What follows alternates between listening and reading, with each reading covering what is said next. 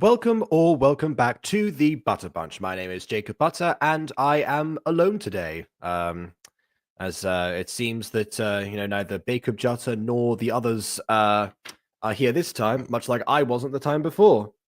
The Wayward Guide streams have seemed to come with the absence of one or several of us, on occasion, and obviously that's because we tend to use them sort of as bridges in between some other stuff.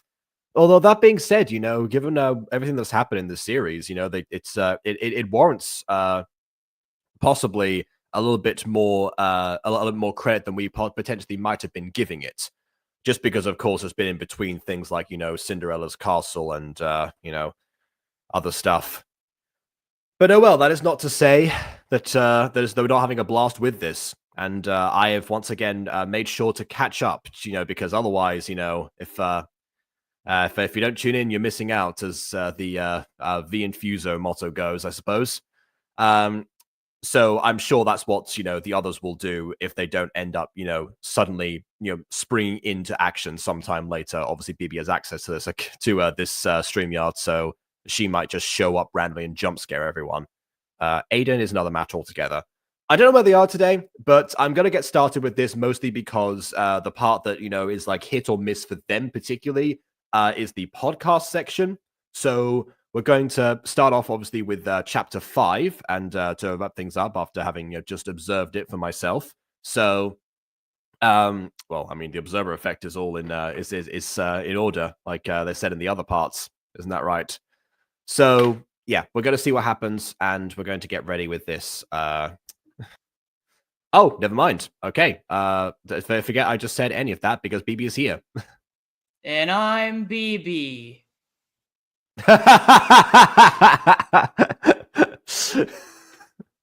And together we are the Butter Bunch. Yes. Sorry, guys. I didn't mean to be late. I was trying to give my rats their medicine.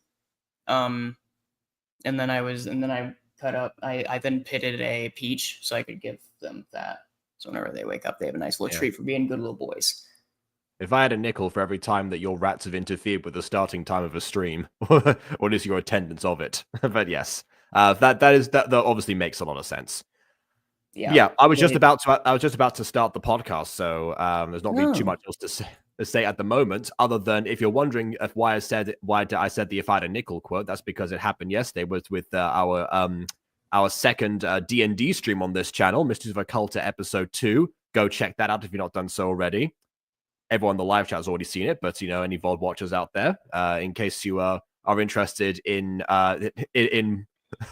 us once again talking and delaying things for several hours, like you've known us to do for some time, then go check that out. A little bit more of a fantastical nature and somewhat derivative than the other stuff we've been. Actually, wait, and if you want a real glowing review from someone who isn't a part of it.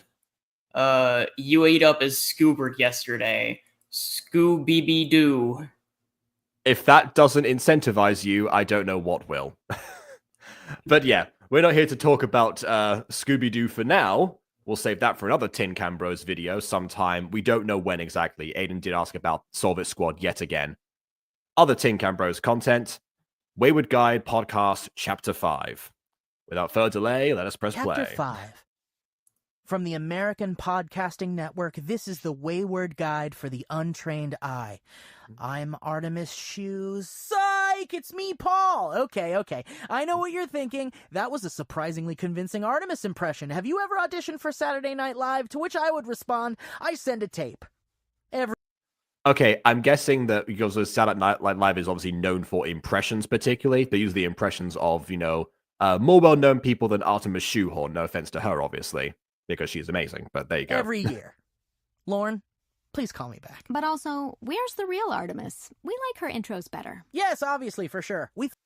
Okay, you say that. I will say Paul's intro from last podcast was actually pretty good, with all the whole observer effect and, like that to me was a really good hook going in. Oh, yeah.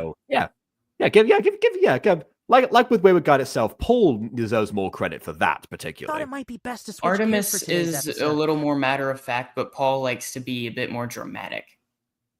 Yeah. Well, I mean, what a surprise that I would pick up on that. Yeah. Okay, Boy, then. Paul Fair enough. take the lead on this one. And why is that? Artie, you sure you want to go into this? What kind of reporters would we be if we weren't honest with our listeners?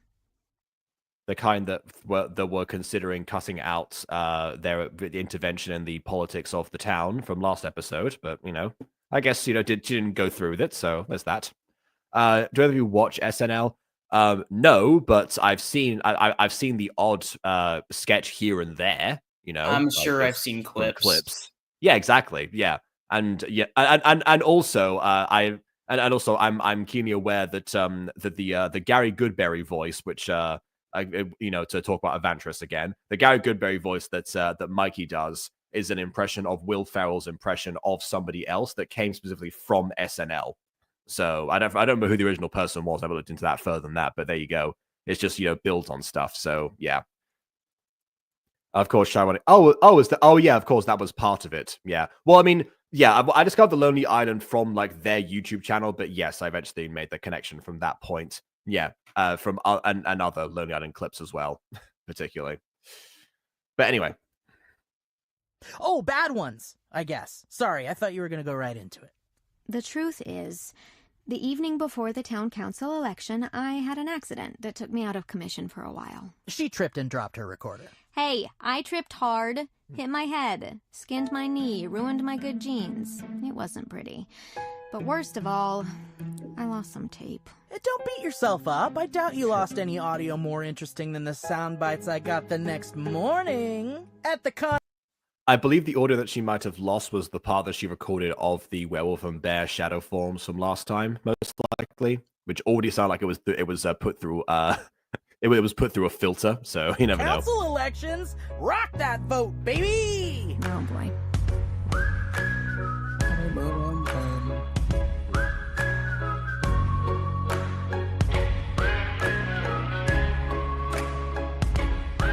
I wonder who in universe did the Wayward Guide theme for them. I imagine it was somebody who worked at the station, but you never know. Oh, I tell you, this is probably going to be the biggest election in Connor Creek history. Before we jump into my election day escapades, here's Odie Doty, Connor Creek's mail carrier, talking with Artemis after Sheriff Madison entered the town council race. Or at least since the incumbent mayor was challenged by a stray cat. Oh, right. I forgot you elected a dog as your mayor. Yeah, 10 years strong. But gotcha. You know how the political pendulum swings. Those dog allergy sufferers really rallied Mayor behind that Max, roadside baby. kitten to make their voices heard, and they were Regarding not... your comment about the current election, though, what leads you to believe it's going to be so impactful? Oh, well, take a look around. Have you ever seen the town plastered with so many campaign posters? Huh. No. Well, I mean, okay. I don't live here. Oh. Yeah, I get it. She hadn't said it, I would have. Oh, Dodie, that's right. Well, it's certainly the most campaign materials I've ever delivered in my tenure. Flyers, brochures, pamphlets, you name it. I'm a fitness buff, so there's a silver lining. The extra load increases the intensity of my on-the-job workout. Here, this is the character that's always running, there's I a see. silver lining. The extra load increases the intensity of my on-the-job workout. Here, time me. Silver lining, eh? Well, don't mind him, I'll hear you say that. Is there any evidence that the candidates' efforts are working? How do you know all the extra campaign materials are resonating with the locals? Oh, sizable lack of mail-in ballots. Seems like almost everybody wants to show up tomorrow and vote together. Time? I don't know how this works. No problem. Gotta make the most of the post, I always say. Hit me again, coach! I'm absolutely calling you Coach from now on. Please don't. Like we mentioned earlier, due to her accident the night before, Coach wasn't able to attend the next morning's election festivities. Okay, there we go. I was like, they're going to carry it on for now, but yeah. Elections traditionally begin at 3:45 a.m. Says so in the Connor Creek Constitutional Charter, or the C4, as I like to call it. You're going to get the whole town to, well, I guess maybe the election, like, type, like, maybe like, they mean like opening up the ballots or something, because otherwise that is an inhuman time to summon the entire town. It's very complicated, but I'm a master of streamlining and efficiency. Do you need me to explain that again? Aubrey! Who forgot to change the dang dirty coffee filter? Earlier than 4 a.m. is honestly still nighttime. I'm not sure. Prime time for the werewolves to show up and cast their votes, I guess. Imagine all the ballots just have paw prints on them. I'm not sure it would even qualify as an election day. But despite the ludicrous start time, They have Odie was high right. werewolf The turnout. residents of Connor Creek showed up. Okay, let's get to it. The werewolves loved Mayor Max's tenure. Caffeine wears off, am I right? You know, honestly, everyone. Here's the thing. Whenever I learned about Mayor Max, everyone cheered his name. Everyone loved Mayor Max. It seems. Oh, of course, of course. I mean, you know, for crying out loud, this is the kind of thing that, you know, people would really just, you know, like, would full on commit to. Of course. Let us welcome the mayor of Connor Creek to give her opening remarks. Well, I guess you aren't being pardoned. Such a way with words. You know something? There's actually a forgotten Dragon Ball character, who is the owner of the dojo, or not the dojo, the owner of the temple that the World Martial Arts Tournament takes place at. Because at one point for the first martial arts tournament, he came. There's the announcer said, you know, let's hear the words from, you know, the owner of the temple. You know, what was his opening remarks? And because at the time, there were lots of you know Beastman characters in Dragon Ball. The owner came out, so just went, "Roo, roo," and then like everyone did that anime style like fall over, and that was it. You know, he left, and he's never seen again. The announcer is, for all intents and purposes, the only member of staff that, you know, anyone cares about at the tournament ever since that point. But there you go. Oh, she makes that joke every year, but I'm always tickled. This is just one of their many peculiar election day practices. We'll get to more later. But it seemed many of the voters didn't mind the early hours. Here's Olivia, owner of the ammunition shop, but not all. and Vern, the town butcher. Have you seen Riley? I wanted to snag her keys before we got started. She'll have town council business after we're done, so I told her I'd open both of our stores this morning. Even though we don't see eye to eye on the issues, politics won't stop the guns and ammo business. Plus, with all us That's running fair. the shops, these early mornings are a nice excuse to see your friends. Even when you got beef. Well, it is a pretty heated election. No, I mean I literally have beef. Shipment of ground chuck is coming in, so I gotta get back soon. After It's coming in at 3:45 a.m. weeks of preparation and pomp and circumstance, in a few short hours the results would be in. And Connor Creek would be right It's back to exotic its beef, normal so the routine. people coming over are coming from a different time zone. I mean, I guess, but also depending on which times they would come from, it would take them a long time to get there anyway. It would, but it's all worth Jen- it for that high quality meat. Their journey officially only took them 3 minutes. You're right back to its normal routine. Hopefully this line starts moving, because I'm expecting a pretty big turnout when all this is said and done. Elections get people excited about history, and history gets them thinking about artifacts, and artifacts get you thinking about fossilized eggs. So yes, business is booming. What was the question again? What time did Yeah, I forgot about the whole fossilized eggs thing. you get in line? I think I can offer some valuable insight here. Elections force us to meditate on the idea of choices. Do I choose this candidate or that? Do I choose to answer the question directly, or do I choose to waste the reporter's time? The healing powers of the Lord or eternal damnation? Go to church? Jesus. It's truly a sight. I mean, I do recall Realistic. I do recall when I was studying history, and it was particularly American history. There was there was sometimes that there's a little bit of like a footnote basically where we actually did mention who was, you know, I think it was like Kennedy was like the first Roman Catholic or something to you know, to be elected president or something like that. It's like, oh, okay. And it never came up beyond that point. Nothing else to be talked about to do with Kennedy had anything to do with Roman Catholicism. But there you go. It was worth mentioning, I suppose. American, especially like Southern Christianity, is like one step removed from the Hellfire speech from like Salem, if you recall From Salem. Yeah, at the city, you know, city on a hill and all. For fuck's sake, here. I mean, I've never. I know that Salem was in Massachusetts. I don't know if it's on a hill or not.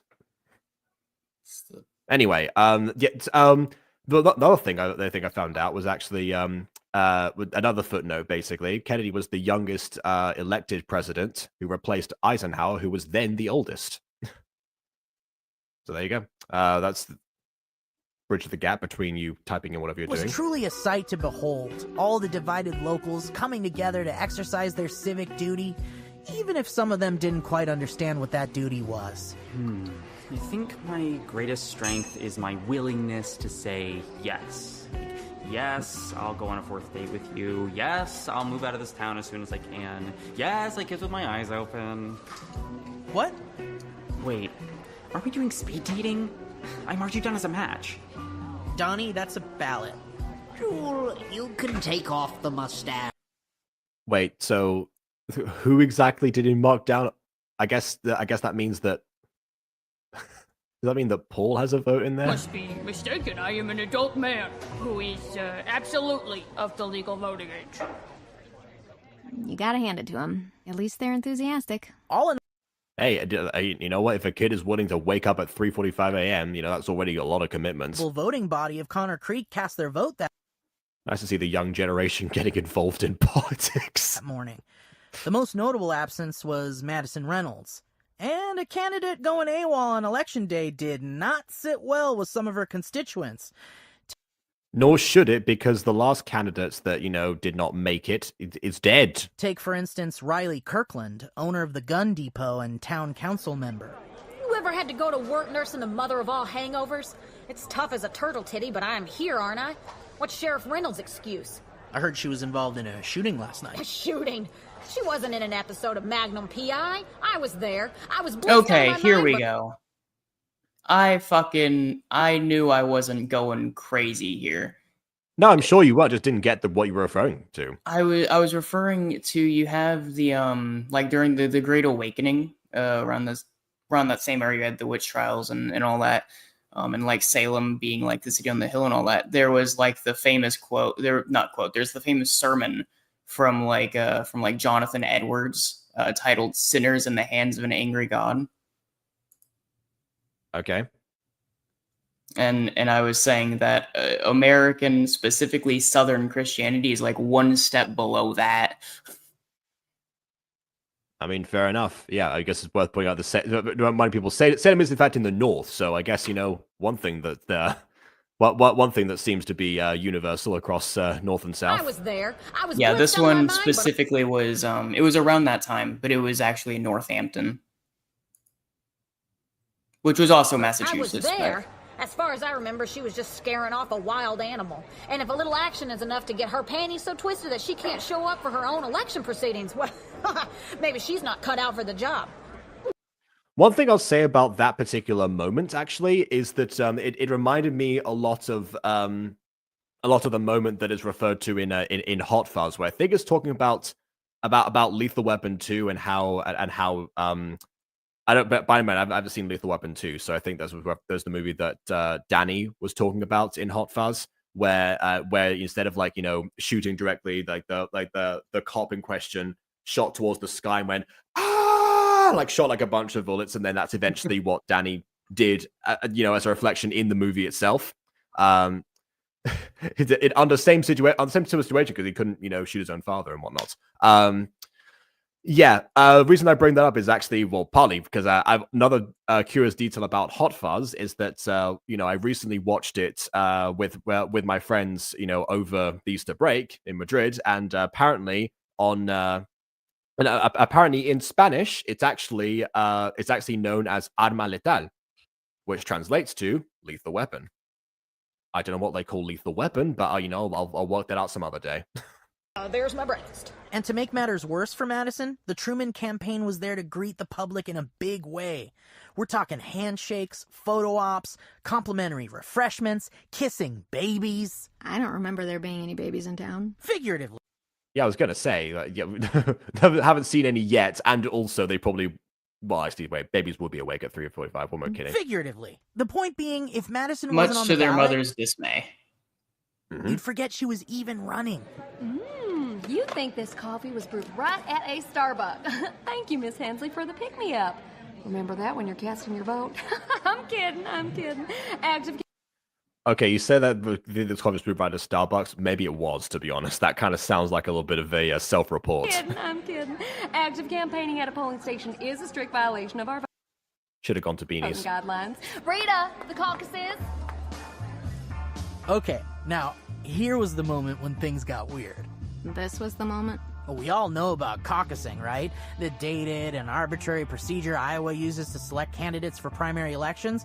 Well, Connor Creek has a similar tradition. But there were only 2 candidates to vote for. What's the point of caucusing? Oh, Artie, it seems the student has become the coach.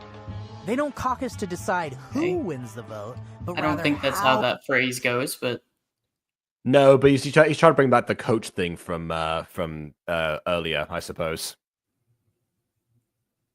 By the way, this is all stuff that from the other episodes seem to be like wrapping up what was going on beforehand, but this one really is just like all events that we haven't actually, well, not all events they haven't witnessed yet, but quite a few.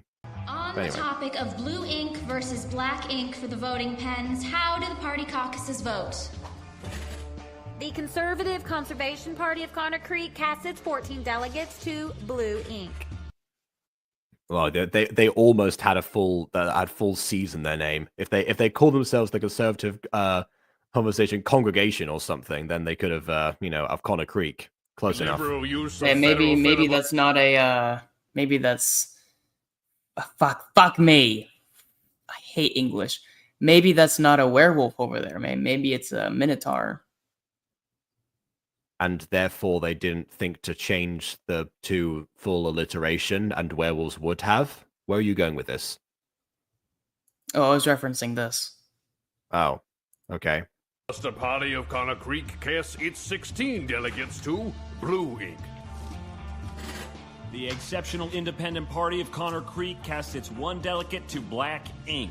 Barney, come on. I'm within my rights. Hold on, wait, did you say Bonnie Gumble? All right. Noted. Moving on to the topic of voting If they have with Ryan Reynolds, paper they might or as well. plastic. Is plastic voting even a thing? Oh, you wouldn't believe the things they caucused over. Whether to vote oldest to youngest or youngest to oldest, whether to play I'm starting to see why they start at 3:45 a.m., to be during honest. the voting, whether to pass out I voted stickers or pins this year. I mean, they do this at every election. Well, I always say culture grows on the vine of tradition. No, that's just something you retweeted yesterday. Follow @Quotespirational for more fun sayings like that one. # not an ad. Anyways, the caucusing went to about 6:30 a.m. Quotespirational is the most vague.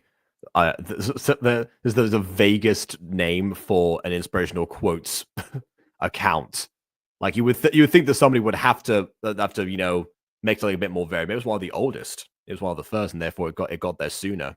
Like the something company being the first of its kind. Anyways, the caucusing went to It was about the first. 6:30 It's seen everything. a.m. until. Next up, the topic of voting with your dominant hand versus your non-dominant hand. Rita, can I borrow you? We have a bit of a situation. No. Did Dr. Edwards raid my formaldehyde stash again? It's not for getting a good buzz on. It's for keeping the bodies fresh so that I can attend to them at all times. Cool. Can we just I wonder why Dr. Reynolds might not want the bodies to stay fresh. A Also, little bit of I wish- residual mystery intrigue from us from yesterday. Also, I wish Aiden were here so I could mock him because I was right and he was wrong. Regarding what? I haven't seen the VOD. Okay, so at the end of the VOD, we sat there and argued for like 30 something minutes. Because Aiden's big complaint about the episode, he liked most of it, but he made one critique that I didn't really agree with. He was arguing that the episode skipped over the election stuff, which I guess they were talking about it here. Well, no, and that's the thing, right? He's correct.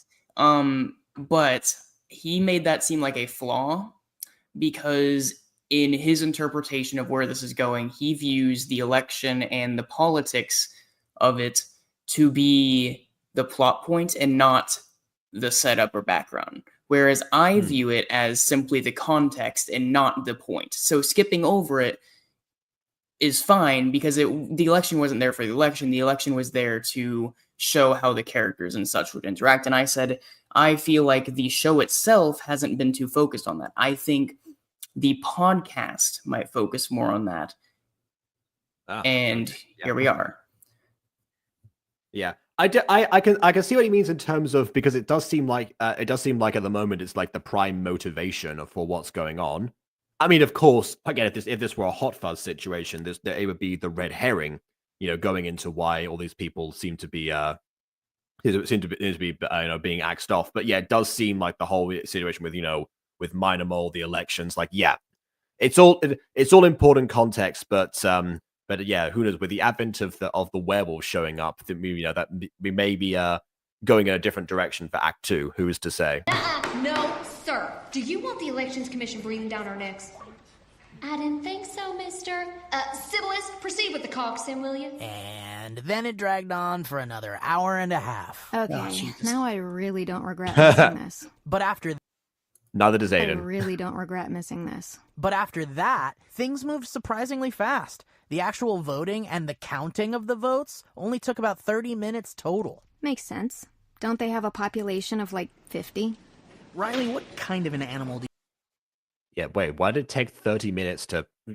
But yeah, even that seems long, actually. But like a big dog, real big, like a wolf-sized dog. Hey, zip it, you two. I'm gonna announce the What an result. interesting description. How oddly specific. Of course. Well, yeah, but also this is the reason that, Sheriff Madison wasn't here, because I mean that was the shooting she was involved in. I forgot to mention that earlier because I think that's when we started talking about Salem, so we kind of got sidetracked.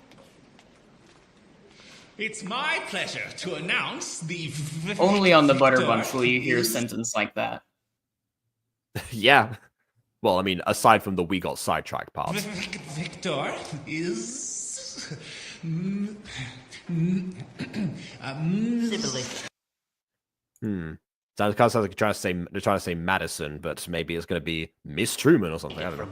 Why don't you finish your muffin? First up, they announced the winner of the mayoral race. Here's a snippet from her victory speech.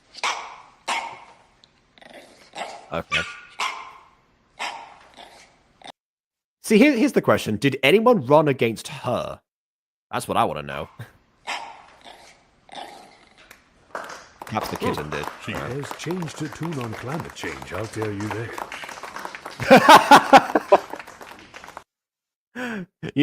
Maybe that character is one of the werewolves and can actually understand what... We'll see, the room went quiet. This election really captured the attention of Connor Creek in a way very few things had before. I mean, hell, it captured our attention. For a second, I thought, could Madison actually win and derail whatever Minor Mole was scheming? Yeah, the murmur part was definitely the implication there. Who will be filling the vacant town council seat is... Oh, Paul, you wishful thinker. Miss Truman Hensley. There we go. Yep, like I thought. With Truman's victory came a Minor Mole victory. That was made perfectly clear at the end of her inaugural speech. If only my father could see me today, entrusted with this beautiful town's future. As I often say, the way forward is together. So, allow me to uphold that promise of unity and lay the first brick in the road to the future. I am surprised, at the very least, that we're revealing the results of the election outside of the partner series, I guess, or outside of the the show. Yeah, that's the thing. All of this, no, I say that actually it'd be more accurate grammatically to say none of what we've seen so far was in last episode. It was aside from what's been talked about and reported on. Yeah, like we know the outcome. Which again I think was intentional because context and not actual plot point. But I really like this approach where having the companion series and you have them side by side addressing different aspects of the world that are like coexisting. I dig it. Yeah, to be honest, I wish that had been the case. The case for the first half of the companion series and podcast. Actually, that being said, I can see the disadvantage of this approach now, because if people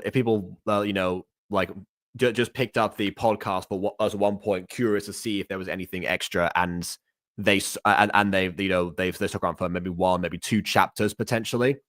And then thought, okay, I'll just watch the companion series. There's nothing else to add here. They're missing out on this context now. I don't know, because I think we've gone back and forth on whether or not like the podcast is meant to be is like intended as the main experience, and all. This obviously companion series is called companion series for a reason. It's also like it's trying to support the podcast. However, based on how media viewership works in general, this is one of the video killed the radio star and whatnot. I would definitely imagine more people have seen the companion series than they have the podcast. I think the truest nature of a companion piece, I think, is making it so it is equal to the other thing that is a companion to. I don't think if one is a higher rank than the other, that is closer to a spin-off than a companion piece to me. So I think looking at, and obviously we aren't looking at this in isolation, so maybe memories are getting jumbled, right? But I would imagine, based on what I'm recalling so far, that between the podcast and the live action series, while it is best to experience them like we are now, like we ended up stumbling onto, I think you can get a full, complete, and at the very least, mostly satisfying story. I think arguably properly satisfying, but you can nitpick a little bit by just checking out one. Yeah, I'm wondering about that, because I knew where you were going with that. And for the companion series, I definitely agree, because it does seem to be constructed in that way.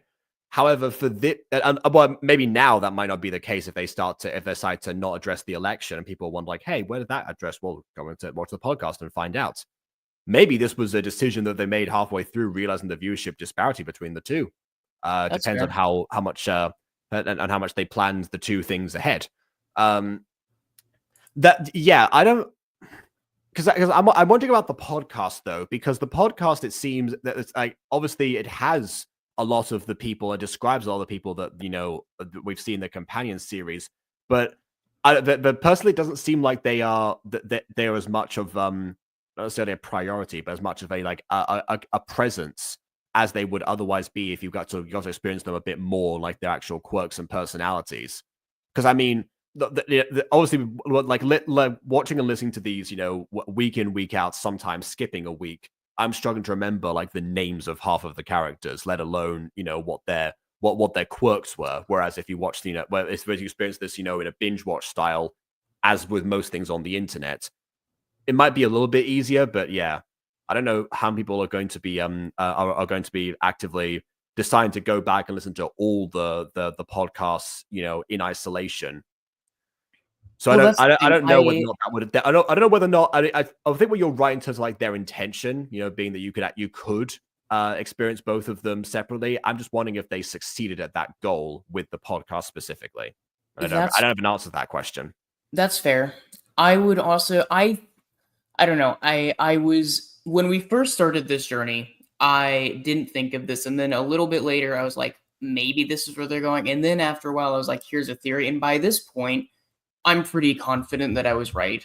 That the podcast and the show, I think, they're going for different things. I think that's the point. I think it's really about what you're looking for and what things you want to be highlighted or focused on. Okay. Yeah. All right. Well, if that's the case, then yeah, different audience members would probably there's some of them might gravitate more to the podcast than the other, but yeah, I don't know. I'm not sure how many people in the StarKid and TCB fan bases want to delve like that deeply into the aspects in the podcast necessarily. Although then again, from the completionist attitude, you have to separate the completionists in terms of Starkid and TCB versus the ones who the ones who potentially are like, oh, okay, what does AVPN stand for? For example, they'll be interesting to me as series of developers as they often understand world building. I mean, that is very true. Think about what happened with Mysteries of Occulta yesterday. How much time did we spend on the actual mystery compared to the socioeconomic status of the city and all of the terrible issues that that they gave away immediately. Yeah, it's crazy. By the end of that episode, it's like that moment in a cartoon where you save the day and then you walk away and it's like, but what about all the other problems? Like we fixed one small issue. There's so many problems in that fucking town. How the hell are they gonna it does definitely seem like all the characters want to come back, but it also, without giving away too much, it also does seem like the town itself has a little bit of hope to be able to begin to heal for themselves. Yeah, but that's so much. We know what its status was, man. That's so much easier said than done. Yes, of course. But even for us, we are still a level 1 adventure party, so Yeah, that's weird. We still haven't leveled up. To be honest, I think Aiden forgot. Because yes, we are at a milestone basis. I do remember that at one point, after episode 1, he said that he was planning to level us up like once per mission, which would be terrible because I don't think Aiden knew about how D&D leveling up worked, basically, and how much of a gap there was between each one, and the fact that it would depend because you have XP where it's more like a video game where you kill a certain amount of like monsters or whatever, and you take their XP, and that's what brings you up, and it's more mathematical. But then you have milestone, which is kind of just whenever the hell the DM feels like it. Yes, and what I'm saying is the DM felt like it would be a thing after every session, but he has since reconsidered because I think a lot of us were like, yeah, we probably shouldn't, ascend all of these levels super quickly because again, it's not like Aiden has a much experience with high level D&D anyway, which is also another issue that would come about if we leveled up too quickly. That being said, I am surprised. I think he just forgot he was maybe planning to do it. Level 1, level 2 would make sense after everything that occurred. But yeah, I think he just forgot in that situation. Yeah, I'll tell you what, during that final battle and like the final act of that, I was like, God damn it, where the hell are all of my paladin shit? I'm that class and I have none of its powers or anything. I'm just a goddamn dog with a javelin. Yeah, and again, without getting too spoilery, there was a particular moment in the episode where having only 2 spell slots did not help one of my character's goals. Yeah, on like a narrative level, I guess it was neat to have both of our situations. Like, I guess it added to the stakes and it ended up working out in a satisfactory way, yada yada. Yeah. Still would have been nice mechanically, though, to have that, like, I sure would love some of my powers. Yeah, us being level 1 now in this series makes a lot of sense. I'm just saying, obviously, you want to see the characters, get stronger and better at what they do. I mean, I've already I've already talked about Orchid's attempts at wild shifting over the years. As an aside, because I know that's a level 2 druid skill that I have not yet acquired. So setting up a few pieces here and there. I guess did I not say that on either episode? Yeah, Scoobert is a paladin. His faith is the mystery. I think the only person who has like actively stated their class on stream is me as Orchid. I don't think Lou has said. I believe that Lou is a fighter. That's what I think Ghosty told me. But yeah, like Orchid mentions, that she's a druid every so often. Yeah. Also, if you wanted, so in the episode, I have one of the cartoon Scooby-Doo I have like the stupid little tongue thing I'll have you know on my character sheet, I have a live action Scooby, and it's the one that's looking really seductive at the camera. You know, it's like baby. yeah, essentially, yeah, where you have like the one eyebrow raise and it's like the sly angle, and yeah, it's that one. Okay, yeah. Yeah. Of course. I have so much fun playing Scooby. And the I've tried, like, my Scooby isn't even that far removed. It's like, it's not inconceivable to believe that maybe one of the other Scoobies could one day be mine. It's just that you never would see it. I suppose, yeah. It's not like inconceivable. You could add in like a little like mini arc set in between these time periods and be like, yeah, I guess so. I feel like certain quotes that you have mentioned as He Scooby probably wouldn't swear. Have not. Well, no, not that. But you know, even aside from that, I mean, like there are certain things that you've said as Scooby that I don't think any other version of Scooby would ever have said or agreed with. A lot of them he would in that situation if the themes were brought up. But some of the other ones, I don't think so. There's a lot of Scooby-related things within these 2 episodes that we probably want to that someone probably wants to address that we just won't. Yeah, I think I'm gonna start like Avantra style clipping certain parts of both episodes, to be honest, because it definitely warrants it in some places. You have something against the sex workers? Well, the Scoobert 2025. So yeah, it was a thing where it was like. It crossed my mind before we even started. I heard about the brothel thing, and I was like, I don't know where this one's gonna go. But it reached like the sales point of Aiden. Actually, this is the reason that we changed our characters to call. Well, I changed because Orca was meant to be 6. Aiden said, "Okay, this is gonna happen." So he had this idea from the beginning. He was excited about the brothel specifically. Well, and the thing is, though, whenever we were talking, like Aiden we kept on joking. And being like, oh, but are we gonna have like sex in the brothel, yada, and we're like, no, probably not. It's like, it crossed my mind where I was like, maybe we're objectifying these people a bit much, and that's maybe not great.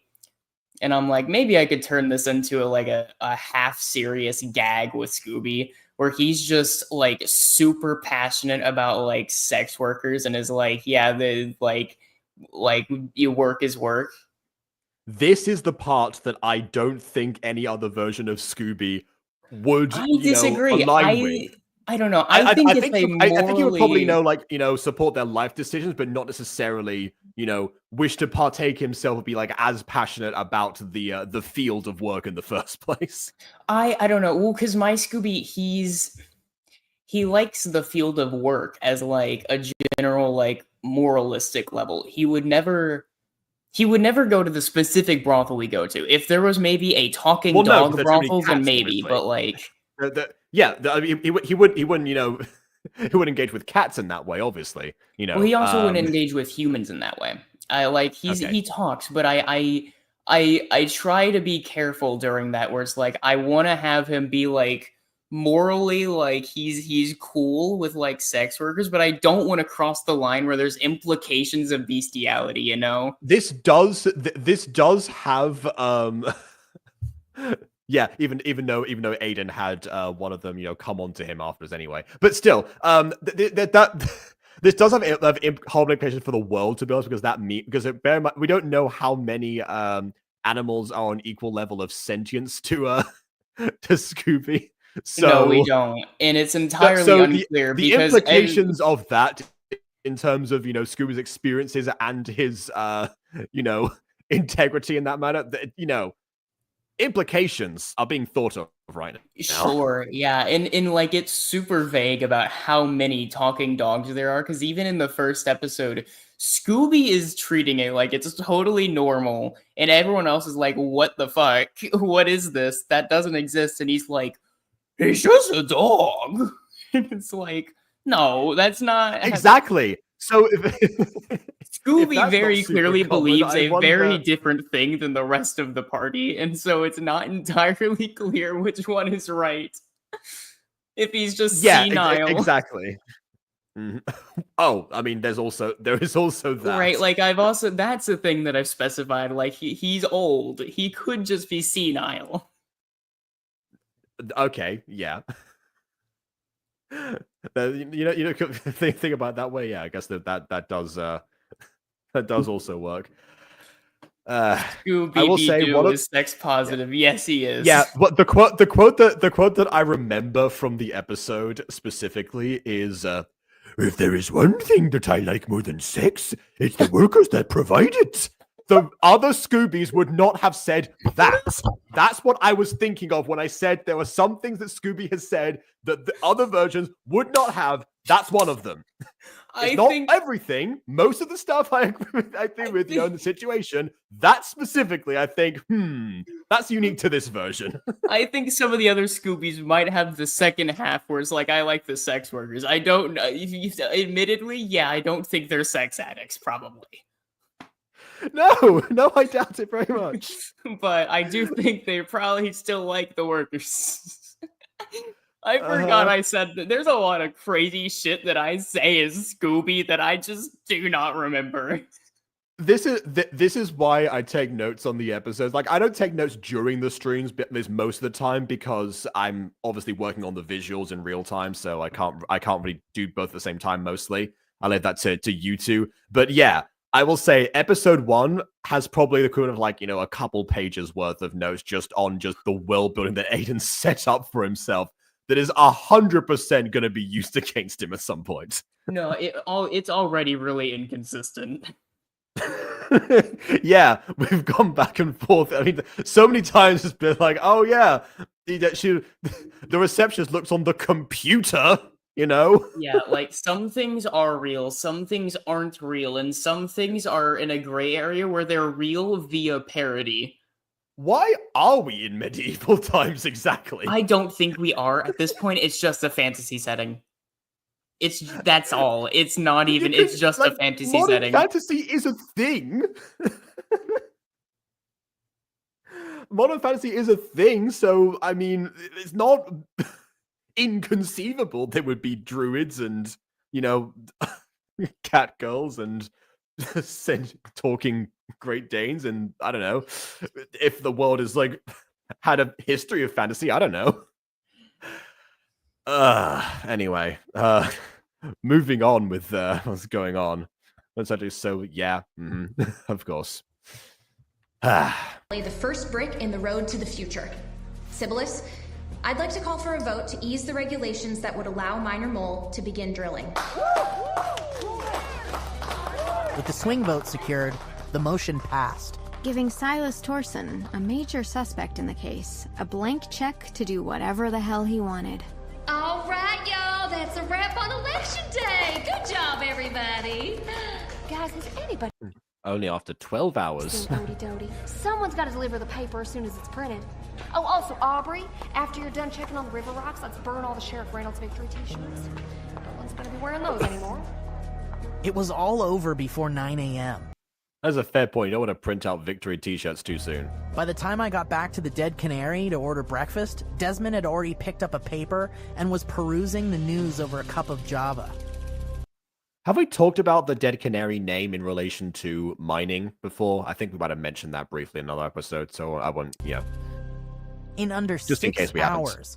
Connor Creek held an election, got the results, voted... Oh, so it was 6 hours, not 12, okay. Voted on a policy change, and reported the events in their daily press.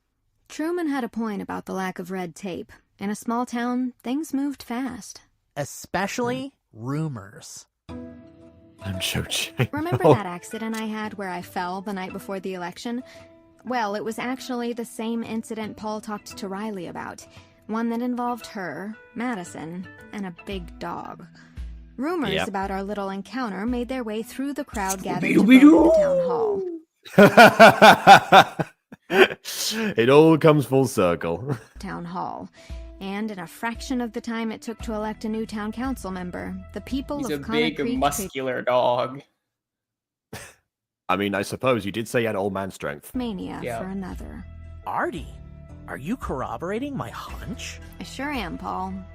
Werewolf mania. Yeah, makes sense for her to quote the mania, not necessarily the Next actual time existence on of them. Wayward Guide. This is Alice Walker with another installment of the Alice Files.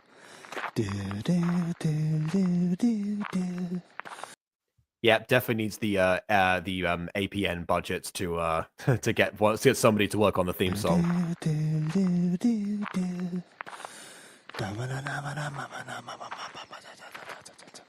It's 7:45 p.m., listeners. The town is steeped in chaos. Though actually looking really pretty right now. Is that golden hour? It's dusk, maybe? Hard to say. Oh, boy. Golden lights, weakness of mine. Look at how gorgeous it is. Look at that. I love how many constellations you can spot on a clear night. Ooh, like that one. Ooh, look at that one over there. Ah, so somebody not familiar with how audio dramas work. You really gotta see it.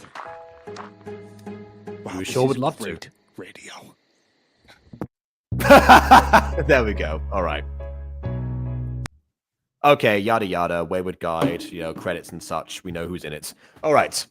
On to the actual episode, I think. Let's see how much of that is glossed over and how much of that is, just look. It's not that hard. Well, let's go ahead and look at something for right now. So, welcome to all the people who have skipped ahead in the order to just watch the accompaniment, and are joining us now on the VOD. So yeah, episode 6 time. Without further ado, on with the review with Scooby Dooby Doo. I just feel like werewolves are in right now. You know? Really? Like, I You see that? imagine Connor Creek is Wolfmania. going to be getting a lot of attention from the outside, and I want to be in for it, ready for the kill, you know what I'm saying? The werewolf train, I'm going to ride it, and I'm going to wait until my one true love hops on board, you know? It's like, toot toot, all aboard! So, Would have been a good time for a wolf whistle there, but maybe that was too obvious. what's with a costume? No, this is not a costume, okay? It's wolf wear. It's a way of life, all right? It's just like...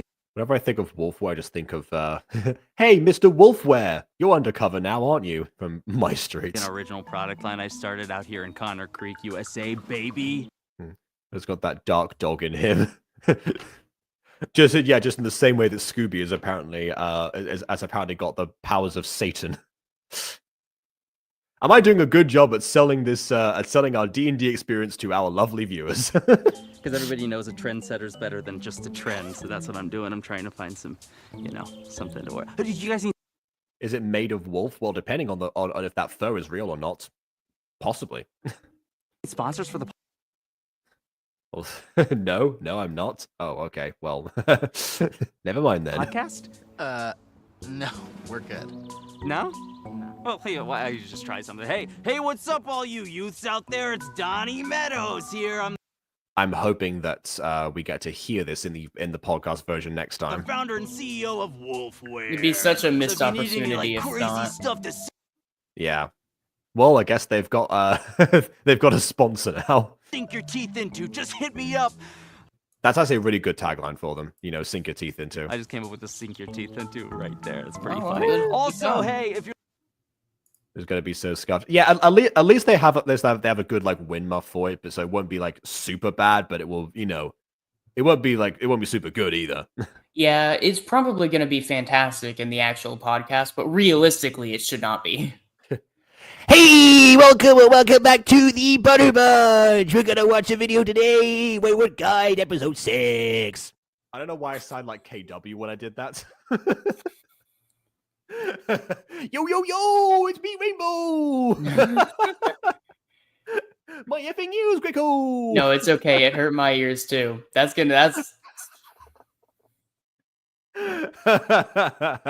Rip. Yeah, I was something. Moments.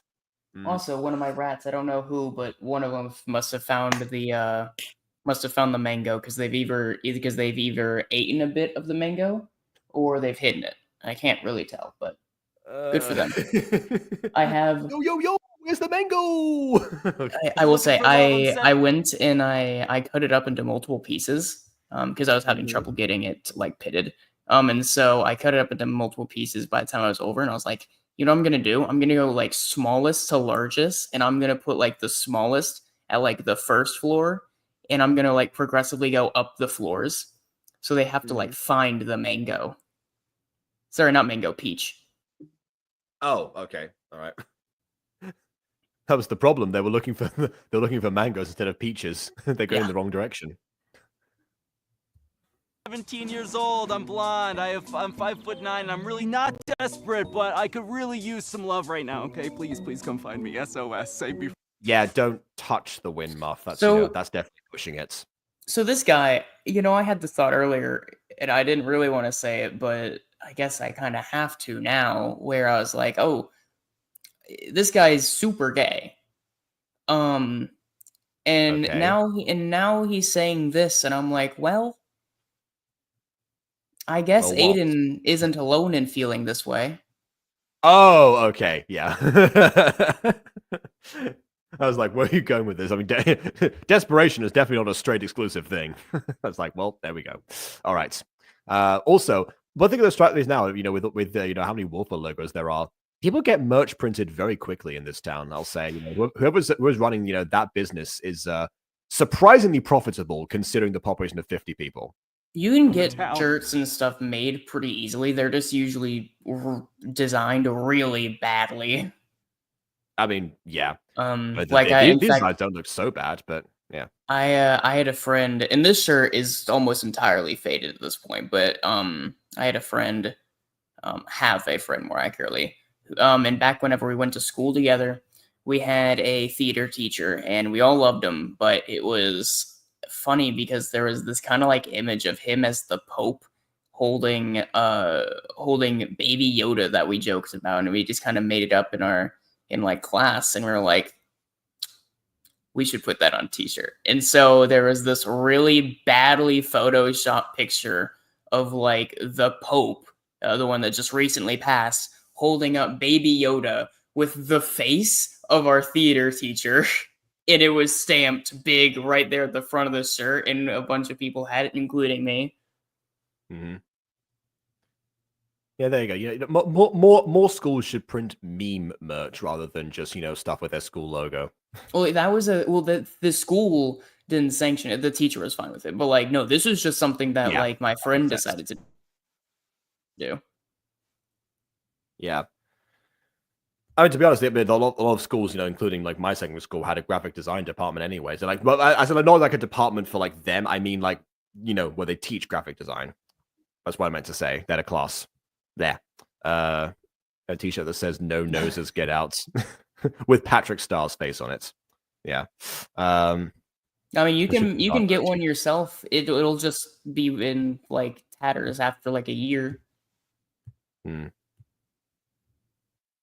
SOTV is super. I'm surprised that it's not the red, blue, and purple, TV static looking version that exists currently. That would probably look good on a shirt, I would imagine. But yeah.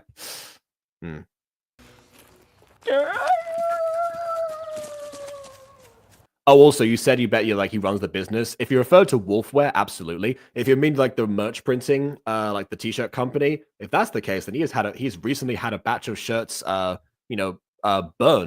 in very quickly, considering the election that just took place. If he was responsible for the, Sheriff Reynolds' victory ones. I'm starting to feel bad for him. Yeah.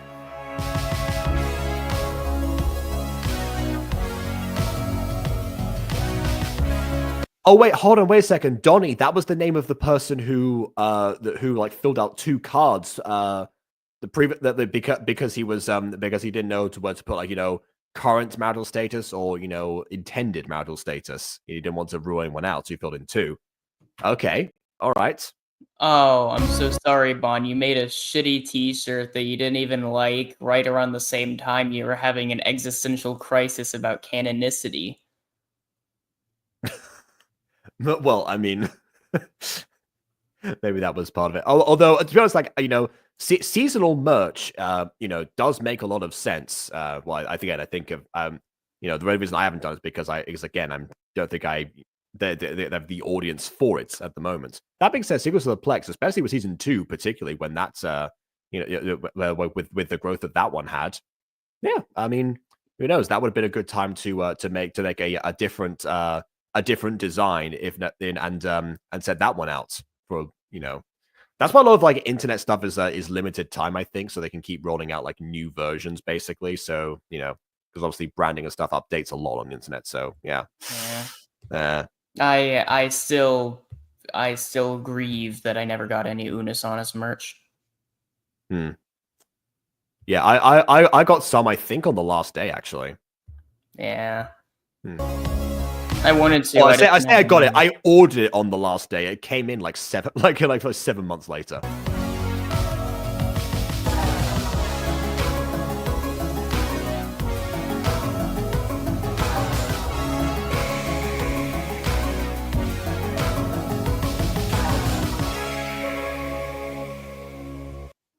If you start with a Nile Richards keychain, you found me. Oh, I mean, maybe we've also found KW.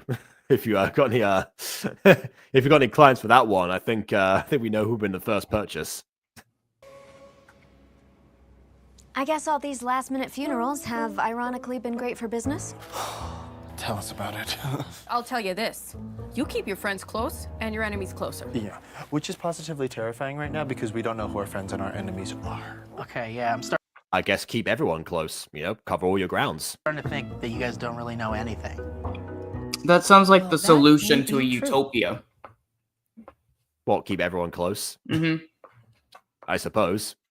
Or a dystopia if you go down the theme of privacy. But I'll tell you what we do know. Agnes, too chatty. Covering up for something much? Werewolf. Barney lives on the outskirts of town. We all know he's lying about that stupid egg. What else is he lying about? Not being a Simpsons character. Werewolf. Rita Waldberg spends all her time with dead people, loves dressing corpses. Too obvious. Not a werewolf. How can you be so sure? I mean, what if one of you is a werewolf and has been lying to the other? I mean, who's closer than them? They even scoffed at the same time. Again, I love the staging in this series so much. Look how in sync they are. They must have rehearsed that for ages. What's our greatest secret? Do you want to say that while a microphone is pointing at you? That we have no secrets. Okay, all right. Oh, of course not. But then they do the dog thing. Of course, yes, absolutely. Give that chance of sending you a t-shirt. I mean, yeah. Speaking of Yoda-themed merch. Hi, y'all.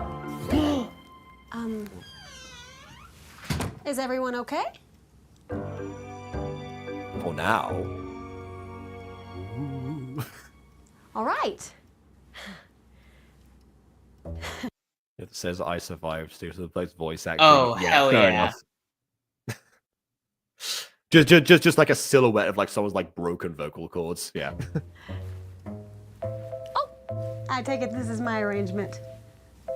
Here on the floor. I mean, that's a good guess, I suppose. They're not saying it isn't. Okay, well. Bye. I assume you paid in advance, so that's why you're just leaving right now? Oh, I'm not a werewolf. Oh, okay. Good to know. Are you a Jury's out thief? on that Because one. you didn't... Yeah. Speak of that, I realize we never actually clarified whether or not we actually paid for our meal in the inn in the D&D episode. I personally removed 5 gold from my inventory, so just to make sure that's clarified in behind the scenes. No one asked Scooby to pay. Well, the waiter did. Did he? Call the mayor's office. Well, the waiter said how much be 5 gold each. Weirdly enough, we didn't go down the route of anyone being surprised at Scooby's sentience. I guess maybe because we were in cat person territory, so maybe they were just kind of used to it. But yeah, I would have thought. Yeah, they're like, oh, it's just more dog than human, but it's really the same principle. Essentially. Tell her Yeah. not to So they probably would have they would have expected to be able to pay. Yeah, exactly. come to that town hall meeting. There's just too much heat on canines right now. 2, contact Quinn and Byrne. Put together some sort of catering order for tonight.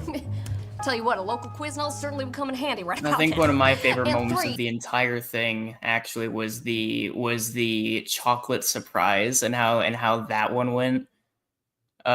Especially because I had this built up, like really fantastically voice acted, like cartoonish, like rubbing hands, and he goes, "Oh boy," and you knew exactly where that was about to go, and you hopped in with the best fucking punchline.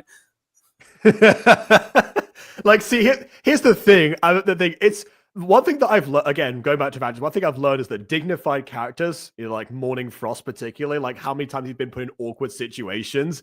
It's just really funny to me, like how, like how someone who can be like so like composed and put together as Orchid could be offset. You know, when the moment is when the moment requires it. Yes. That being said, there was a moment that I was also building up on that was in that episode that that Ghosty kind of jumped in on after, which was related to the chocolate moment actually. Oh. But anyway, again, I won't spoil that because that's like decently into the session. So yeah, watch the video. Anyway, There's a lot of highlights. Yeah, nice frame to pause. Yes, exactly. We always have nice frames. Yeah, again, I definitely should start, making shorts and clips and whatnot. I want you to. What exactly are you planning to do about public safety now with all this werewolf pandemonium? Yeah, and has anything like this happened before in the town's history at all? Sure, 2 or 10 dozen times. But you know what? It's always been disproven. A scare. That's all this is. But I wish it wasn't. As much as I hate to admit it, He did that in a previous episode too, but I guess he's just not being subtle about it anymore. Great-grandfather was onto something. I heard them. Madison tried to shoot them. Paul was attacked by one of the damn things. I tell you what, I'm about ready to pack my bag. She's more convinced now than she was before, where she said, she's in a bad situation. Like, she's rationalized it a bit more despite only seeing the shadows behind them. The sound effect. Oh, I missed that. I'm gonna rewind. Attacked by one of the damn things. I tell you what, I'm about ready to pack my bags and hop on the next bus out of this town. At least in the big city, they don't have werewolves. Just vandals, thieves, miscreants, flashers. Ryan, Prism, Odie, all against the expansion of minor mole. Was that meant to signify something with those names in that order? All dead. That can't be a coincidence. Now quit! Look, what do you want me to say, huh? That I'm a werewolf? Are you happy now? Is that good for your story? People's lives. Not with that inflection, it's not. You'd have to do it a little bit differently. God, imagine if Artemis had access to AI. Are at stake. Now, if you want to butcher the reputation of the good people of this town, do your first. Oh, dude, meat puns. That's a rare medium. Well done. This isn't a joke. Wow. Trees. That was 3 puns in one go. Sap and a mustache. Closed already, huh? I was hoping to get a couple of raw ones for a little block party barbecue I'm throwing in honor of the old wolf hunt. Wolf hunt? It's bound to be one eventually, right? Let's hope not. What street sweeping was this morning? I checked. Recording with expired permits. What permits? Well, okay. Connor Creek! Maybe that's a new Dinkelberg! Werewolf kids! Brilliant beats! Someone expect to control. Could everyone please calm down? Could everyone please be quiet?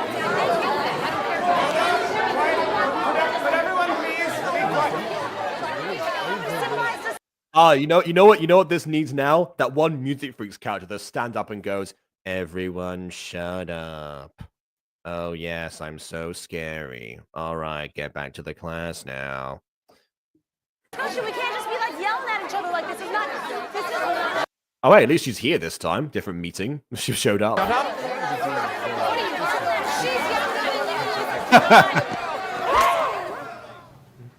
I will address everyone's questions and concerns, but first we thought it best to start this event with an in memoriam for those lives lost. Very sad, okay? Rita? Very sad, okay. According to AGS, this is a typical tradition for similar events such as the Oscars or the Country Music Awards. Let us. You're not a fan of the... Oh, well, You asking if Donnie had real wolf before? Let's begin. Well, no, I said I am a big fan of her dress. Oh, okay. I heard Odie earlier, and I have to wonder, is that meant to be like a reference? A Garfield reference? Yeah, because he's a dog. I mean, you know, if he was one of the werewolves, then. Oh. Now I'm thinking about this. This setting kind of reminds me now of like the theater game of Werewolf. Actually, one thing I mentioned in the description of this video was that because again I wasn't here last episode, or was I? Big jutter. No, but one thing that struck me actually that I didn't get the chance to say was that at the very end of that, it did seem like all the characters coming in for the end of the first half before an intermission, like in a musical, a cacophony of like different things happening. The music started to swell. It was almost like everyone's talking over each other, and so in that way, it seemed like everyone's like theater background took over when coming up with that specific part of production. And in this case, yeah, a little bit of that seems to have bled over. Maybe if it could again. I've not played a game of Werewolf outside of the medium of outside of theater groups, so it was probably on their minds too. Was that medically possible? I'm a mortician by trade, but taxidermy is my calling. That's terrifying. Be realistic. I say we mount these in the town square to honor our fallen friends. Now, for Prism. Stop glorifying these gruesome maulings and get to the bottom of this werewolf problem. Possible werewolf problem. No, I have a wife and a child to protect here, okay? I'm 16, Dad. Yeah, how do you know it's not going to be us protecting you, honey? No, it's not. Now. I mean, he's got a helmet. He's a bit more mole-proof than you are. The last thing that this town needs but they're gold is bosses. Families turning on each other. Girl bosses beat a helmet any day. But do they beat a werewolf is the real question. Full of crazies. Exactly. This is a weird fucking game of like modified rock paper scissors. Least of our concerns, okay? Sounds like something a werewolf would say. Helmet, girl Who boss, said that? werewolf. I mean, it's on par with Rock Donut Thursday from Sonic Boom. This seems like a good time to introduce some of my new vegetarian menu items. Quinn, love you so much. I think we have more important things to focus on, okay? Oh, really? We have had a lot of people promoting their businesses recently. Because if we're looking to snuff out werewolves, meatless meals just might like be a the cunning real way world. of exposing them through In moments of starvation. crisis, capitalism thrives. Yeah, although actually, now he says it. His method here sort of makes sense. Of promoting vegetarian products to rule out famously carnivorous species, unless you bring up that vegan teacher, but And everyone else providing thinks a so. healthy, balanced diet so that the rest of us can remain mentally sharp and physically fit. But what do I know? I've just spent my life pursuing culinary excellence. Okay, I'm sorry. Can I just say Which a werewolf might also do. But aside from that, sound logic. something? Connor Creek is my home, and I hate to see us all fighting. We are still a community, and I am still your sheriff. Oh, Sheriff. Still. Well, aren't we a bunch of lucky folks?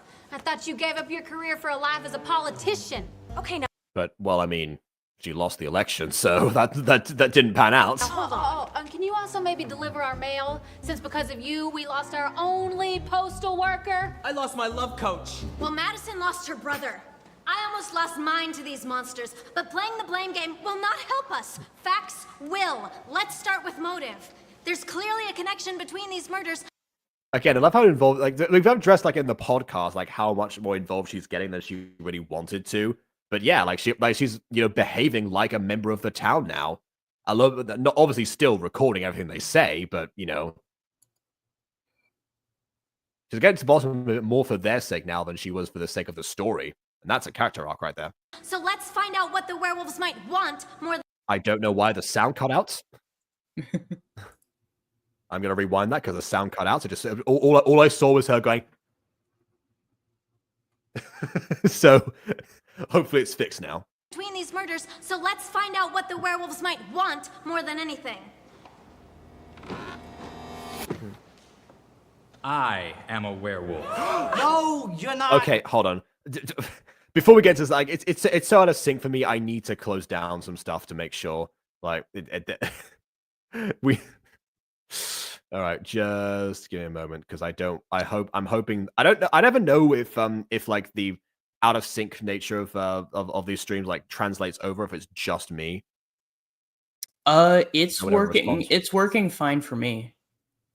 Oh, okay, then hopefully it's working fine for the stream. All right, fine. I don't mind if I'm the only person out of sync. Sure. All right, continuing then. Reverend. Okay, I'm not. But regardless, I just want everyone to know that my church is open to all. Oh, shut up. Even wolves. I mean, you know, attracting the werewolves to your church specifically as like the one place of sanctuary for them might also be a good tactic. Good attempt, Jerry. Obviously not what he's trying to do, but, you know, it might work out in hindsight. Cool. Can we get back on track? Why you know, I guess throwing in holy water can't hurt. Well, I guess it can, but like can't. Yeah. The people. That is true. Yeah. I mean, either it'll make the werewolves wet or it might just fix the problem. I'm parched. Let me have a drink from this bowl. Oh! Satan! Okay, we need to remember if we are ever in a church for whatever reason to do that. Yeah, there. Oh my god. Yeah, I derailed the conversation. My bad. Sorry, no. I like the idea though of like they all enter a church and the pastor just like hoses down the entire congregation. You're not even from here, because I'm trying to help you. Yeah, you could help us by delivering our mail. It sounds like you're trying to divide us. You were divided before I even got here, apparently more than you realize. But we were happy. Or at least You were alive as well, so that's not the case anymore. blissfully ignorant. When you think about it, this all started the night you got here. Which is in line from the podcast. Again, no reason to watch the two in tandem, I suppose. Sure did. Not a single death in this town before then. Ever. What? Yeah, that is what? I had nothing to do with this. You. I get what I guess he means, like, you know, unnatural deaths, right? Which, by the way, goes against what Nick Lang's character said before about this happening, you know, 2 or 10 dozen times. But oh well. I will check this out later. Thank you very much. I'm excited. Our town has a history of. Aubrey, you said. I said that my great-grandfather was full of hooey that's what I said. Well, he said it was all disproven. He didn't say the deaths were, you know, not factual, though. Artemis, you know, when you and your Artemis. boyfriend came here, I had such high hopes. Finally, someone was going to break the barrier between Connor Creek and the outside, usher us into a new world of Chili's and Ross dress for lesses.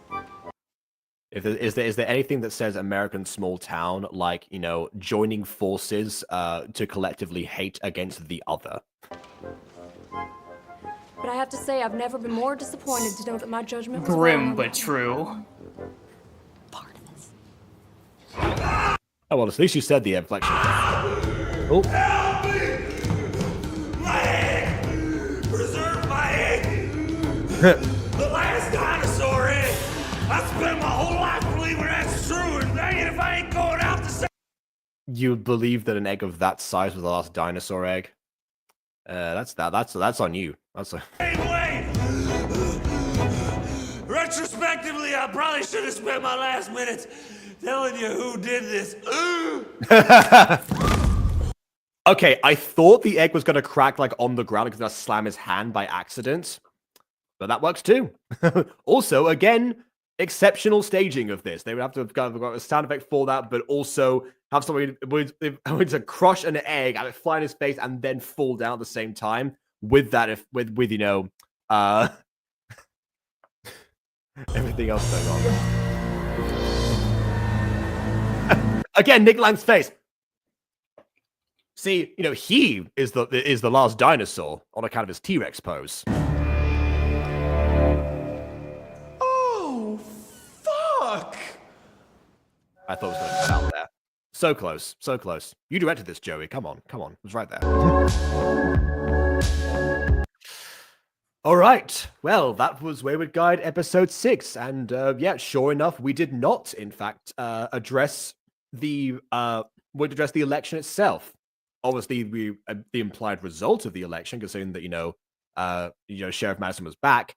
That does raise the question as to what happened to her. I thought they were setting up that she was potentially either also dead or something, or something I've retained her. But maybe it was just the involved in the shooting situation with the large dog that was scared off, which you think for a sheriff like Madison would not be enough to frazzle her, considering everything else that's happened. So yeah, I thought it was like something else that would have. But okay, I guess yeah, who knows? By the way, this was a town meeting and the mayor wasn't here. Shame on them. But anyway, they're recently re-elected. Come on, gotta get her thoughts. As was said in The Falcon and the Winter Soldier, do better, Senator. And I suppose, and I actually I know about that quote. I haven't seen that the Falcon Winter Soldier, but I've seen the Warp Zone version of the ending of that, where they actually generally like ask the captain for advice, and they're like, "Oh, well, I mean, you are powerful. You could feed 1 million people with an email, but who do we email?" It's like, yeah, well, Bucky's calling me. I don't know. What's crazy is there's a very obvious answer there. The director of agriculture. He's like in the list of like the succession for like if a countless many people die as in like the president. Yeah. See, it goes all the way down to like the director of transportation. Yeah, if this game of werewolf were to apply on a national scale, then yes, that would that may have come to pass, but not so. So yeah, I mean, interesting. I said before, it seems like the end of Act 1 that the stakes seem to be different. Is that like the mentality behind how this was like put together and formed does seem to be shifting a little bit. We haven't strayed from the politics entirely. Obviously, the town is still having council meetings and still passing different laws. Minor Mole didn't get mentioned a single time in this episode. We were fully focused on the werewolf mania for the time being. Which, yeah, does seem like like the podcast and the stream, like as BB said, are going in two different directions now. Arguably, that probably should have happened before to, give people a bit more of like a heads up on what the idea was, if that was the idea originally. Because I have to imagine that the companion series would have to have been like, filmed and produced there's like, in quick succession from each other, probably not in order, based on how, production schedules work, and released quickly after each other, rather than we do all the time, which is go back and filming the next thing in chronological order. That's very much not how it usually works in productions. I'm referring, of course, to Drama Club and stuff like that we've done in Minecraft. Obviously, we're not filming on location because we have to, that involve international flights or just flights in general for everyone to get together for the Butter Bunch, whatever. So yeah, I mean, I'm not to say that the werewolf stuff, isn't interesting, and one thing that is a good through line is Artemis's character arc, being more involved in this, and the town obviously acknowledging that that's the case. They've seen they've seen a change, or in some way they've been like disappointed or outright outraged by that, even though they're turning down the help that that came to them in a form of somebody who is now willing to go beyond her original intent.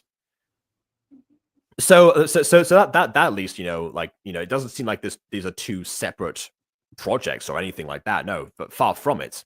It's just that with the priorities of the two different things shifting, I wonder now what it would be like for somebody who has gone through the different versions separately. I wonder, because I've had this situation happen sometimes where, going back to Aphmau for a second, Aphmau would sometimes have, multiple, series going on at once, or, a little bit of like a gap between them. And I watched Phoenix Drop High. I binge watched all of that because I think it had at the time just recently fully completed. And if it weren't for me checking the comment section on one of the videos, I would not have known that My Street, just full on My Street, not My Street Phoenix Drop High, just was something else that came later, and I wouldn't have checked it out, even though it then tied into the big move, which I did watch back in the day and didn't know that was also going to be a new series, but whatever. And what I'm getting at here is that those were clearly intended in succession with each other. I mean, Phoenix Drop High season 2 and season 4 of My Street were intended to be watched in like that production order, and that's what makes deciding how to watch them so difficult for some people, or at least a point of discussion. I should know. I made a video on that very subject a long time ago. But yeah, I'm wondering what if anyone who was watching this video had a similar experience where they found either the podcast or the companion series, didn't realize until sometime later that the other version existed, and what their experience going through the series was like. So if that is you, please tell us about that in the comment section. And of course, leave your thoughts, surroundings of liking or disliking, and the comments, like I said before. And to everyone else, I've got something to check out in the Mischief Occulta group chat. So check out that as well. Again, we love the D&D, series, not the series, not the group chat. No, yeah, don't hack into our Discord accounts, please. Check out the series. And while you're doing that, we'll see you all soon enough in another Butter Bunch video. Oh wait, sorry. No, wait a minute. I thought, BB, your final thoughts. I almost skipped you. I'm sorry. No, I don't know. I am enjoying that the two pieces are going in different directions. That's like the main takeaway to all this. I do like that approach. I'm interested to see, because I definitely think they're building up to like during the werewolf hunt, and I think I said this might happen last episode. Where I was like, oh, okay, they're clearly setting up for like Paul is gonna be hunted. Like that seems like they're pretty heavily foreshadowing it at this point. Yeah, I mean, Paul himself. Well, I mean, the werewolf hunt seemed to be implying that, oh yeah, they mean like they were hunting for the werewolves. That yeah, it does seem suspicious that Paul would be against that, given that he wants information to come out about the werewolves. So, I mean, to be honest, like, there's a possibility like he thinks he might be a werewolf, considering everything that happened before. Oh wait, he had a whole dream sequence, didn't he? Yeah. I mean, he had a trip. Partly, concussion inspired. So yeah, he thinks he's going to be hunted for sure. Okay, now we'll see you all soon enough. Bye-bye.